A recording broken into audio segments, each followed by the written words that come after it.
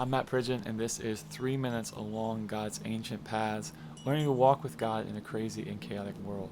Yesterday I talked about that scripture where God says, "Well done, good and faithful servant," and why faithfulness is God's metric and not success.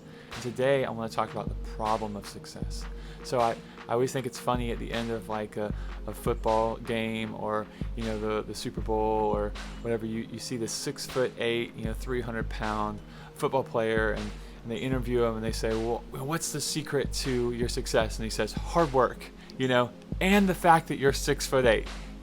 It's like there was this video about Shaquille O'Neal, and he was playing basketball with a bunch of kids, and he was talking about being a success, and you can do it too. Like, well, if you're 7'4", or whatever, 7'2", or whatever he is, then you can be a success too. The problem with success is that it depends on factors that are outside of our control. We cannot control how tall we're going to be. We cannot control how coordinated we're going to be. We can't control our circumstances. If God were to require success from us, it would be a cruel thing because it's outside of our control. What God requires of us instead is faithfulness. Faithfulness is being obedient to Him, to His word, to His call upon our lives, being kind, being true to others, loving our neighbor as ourselves, being joyful, being peace-filled, even in the midst of difficult circumstances. The problem with the way that the world views people is that we say, oh, did you do something great? Oh, did you do this? Or how big is your business? How big is your following? How many people do you like you on social media or whatever? Or how much money do you make?